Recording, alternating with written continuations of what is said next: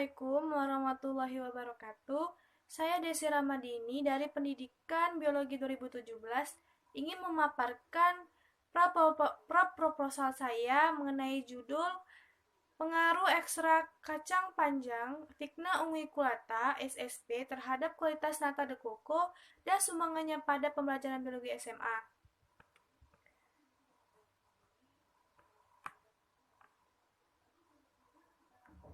Baiklah, masuk di latar belakang.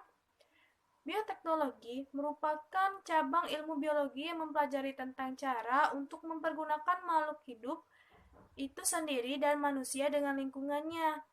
Bioteknologi terbagi menjadi dua, bioteknologi modern dan bioteknologi konvensional. Nah, bioteknologi modern ini yaitu kultur jaringan, bayi tabung, cloning, vaksin. Sedangkan bioteknologi konvensional itu dapat dimanfaatkan untuk memenuhi pangan menjadi suatu produk yang lebih berkualitas, seperti dipengaruhi oleh bakteri. Nah, bioteknologi konvensional ini dipengaruhi oleh mikroorganisme, yaitu bakteri. Nah, bakteri ini sangat berperan penting dalam pembuatan suatu produk yang nantinya bisa dimanfaatkan oleh manusia. Nah, produk-produknya itu seperti tempe, oncom, tahu, tauco, kimchi, dan yang paling penting yaitu nata. Dalam penelitian saya menggunakan produk yang berupa nata. Nah, nata itu terbuat dari air kelapa, disebut nata de coco. Nah, nata ini merupakan bahan yang menyerupai gel atau agar-agar yang terapung pada medium mengandung gula dan asam hasil pembentukan bakteri Acetobacter pseudomonas melalui suatu proses fermentasi. Nah, bakteri yang dihasilkan yaitu Acetobacter pseudomonas.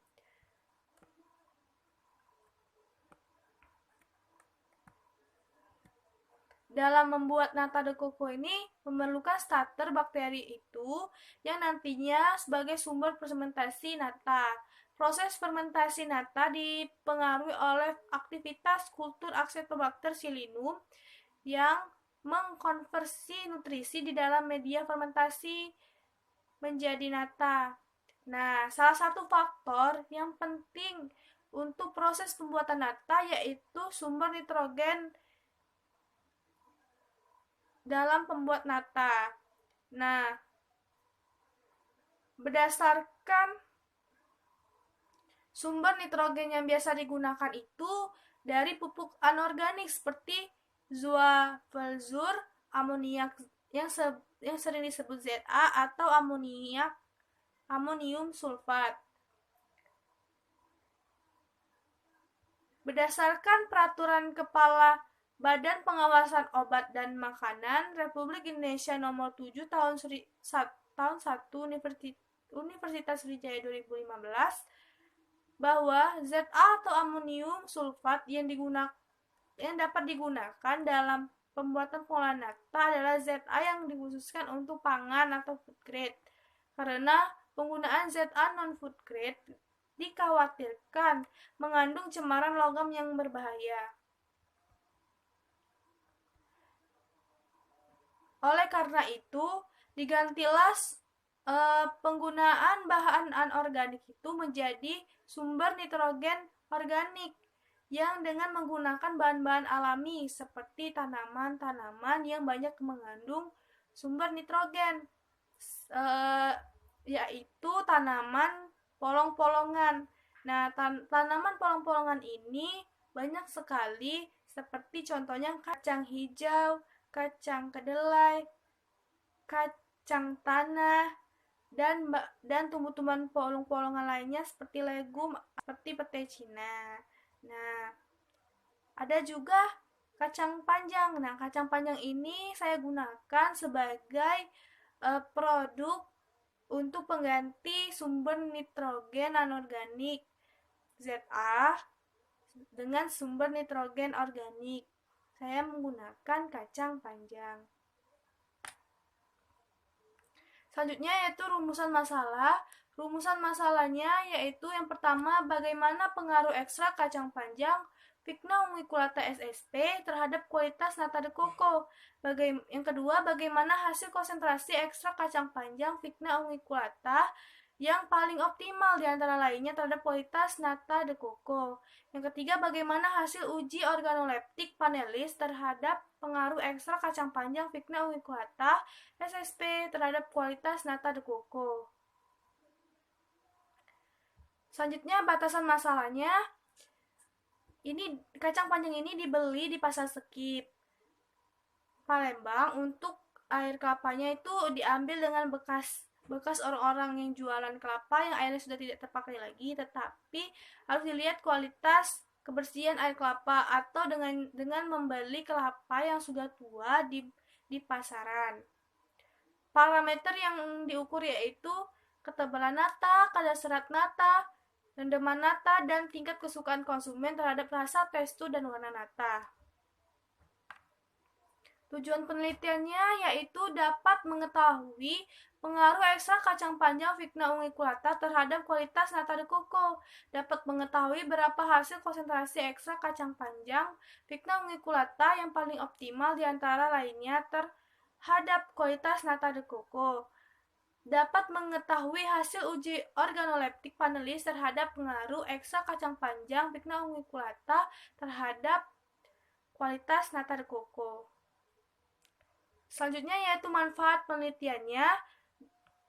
Ekstrak kacang panjang dapat digunakan untuk menggantikan ZA sebagai sumber nitrogen yang paling aman dikonsumsi, dan hasil penelitian ini juga diharapkan dapat menjadi alternatif contoh konseptual dalam pembelajaran biologi di SMA.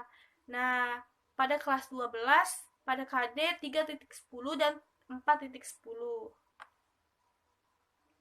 Hipotesis penelitiannya yaitu pada H0-nya pemberian ekstrak kacang panjang berpengaruh tidak signifikan terhadap tebal nata de coco, kadar serat nata de coco, rendaman nata de coco, dan terhadap tingkat kesukaan konsumen.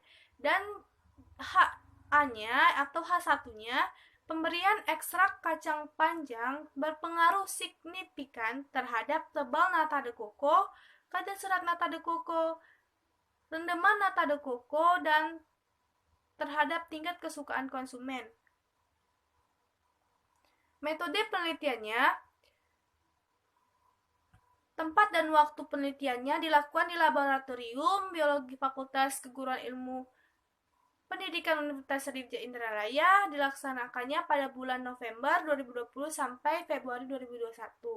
Nah, variabel penelitiannya ada variabel bebasnya konsentrasi ekstrak kacang panjang, dan variabel terikatnya yaitu ketebalan nata, kadar serat nata, rendaman nata, dan tingkat konsumen terhadap nata berdasarkan warna, tekstur, dan rasa. Nah, alat dan bahan yang digunakan bisa dilihat dari layar, yaitu saya menggunakan bahan yang paling utama yaitu kacang panjang, air kelapa, asam asetat glasial, starter bakteri, sukrosa. Nah, itu yang paling utama. Dan yang hal-hal yang lainnya itu menggunakan air dan alkohol, H2SO4, NaOH, alkohol 95%, dan K2SO4. Nah, alat yang digunakan yaitu yang paling utama yaitu bakinya.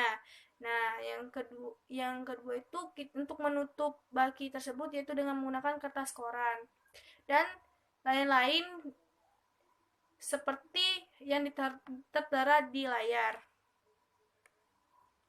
Metode penelitiannya saya menggunakan metode eksperimen dengan rancangan acap lengkap dengan 5 perlakuan dan 5 pengulangan. Jenisnya itu jenis kuantitatif karena dapat diukur. Prosedur penelitiannya yaitu pembuatan ekstrak kacang panjangnya. Pilihlah kacang panjang yang berkualitas dengan mengambil kacang panjang yang sudah tua. Kemudian timbang sebanyak 1 kilo, dicuci dengan air bersih lalu ditiriskan, hancurkan menggunakan blender dengan penambahan 600 ml air, saring hingga ampas dan sari-sari terpisah dengan menggunakan kain saring. Pisahkan ekstrak dengan endapan secara hati-hati, encer. Pengenceran dari asumsi konsentrasi 100% menjadi konsentrasi 25%, 50%, dan 75%. Dalam pembuatan nata de coco, pilihlah kelapa yang sudah tua. Pisahkan air kelapa dengan bagian yang lain. Air kelapa disaring sebanyak 400 ml, ditambahkan gula 50 gram dan 100 ml ekstrak kacang panjang yang telah dibuat. Kemudian sesuaikan dengan pelakuan. Tambahkan asam asetat 5 ml. Tuangkan ke dalam baki. Baki ditutup dengan koral yang sudah disterilkan. Baki diikat dengan karet. Kemudian tunggu sampai dia dingin. Kemudian tambahkan bibit bakteri sebanyak 40 ml, dituangkan dan tutup kembali dengan koran. Lakukan fermentasi selama 14 hari. Nah, selanjutnya yaitu penentuan ketebalan nata. Nata tuh diukur dengan menggunakan jangka sorong akurasi 0,05 mm. Kemudian penentuan kadar serat nata seperti yang tertera di layar.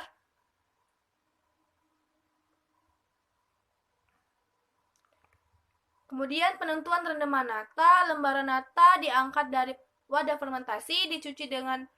Setelah itu nata ditimbang menggunakan neraca digital. Selanjutnya dilakukan perhitungan rendaman nata. Rendaman nata ini merupakan fermentasi perbandingan berat basa nata yang diperoleh dengan berat media awal. Tujuannya itu dari perhitungan nilai rendaman adalah untuk mengetahui efisiensi penggunaan substrat fermentasi. Semakin tinggi nilai rendaman, maka pemanfaat sumber substrat fermentasi semakin tinggi pula. Untuk menghitung jumlah rendaman seperti ditera di atas dengan rumus berat nata dibagi volume nata dikali 100%. Uji organoleptiknya itu dengan cara untuk mengetahui mutu suatu produk dihasilkan oleh alat indera. Nah, responnya yaitu kalau tingkat tidak suka itu 1, kurang suka 2, suka 3, dan 4 itu yang sangat suka. Kemudian analisis datanya. Parameter yang diukur meliputi ketebalan nata, kadar serat nata, rendaman nata. Dilakukan analisis uji ANOVA dan uji lanjut taraf 5% dengan tingkat kepercayaan 95% dan taraf 1% dengan tingkat 99%. Analisis kualitas lembar kerjanya dibuat LKPD dengan bioteknik konvensional. Kemudian LKPD ini divalidasi menggunakan analisis uji Cohen-Kappa dengan validator 1 orang dosen dan 1 orang guru SMA. Itu saja yang bisa saya sampaikan. Lebih kurangnya saya mohon maaf. Saya ucapkan terima kasih. Wabillahi taufiq walhidayah. Wassalamualaikum warahmatullahi wabarakatuh.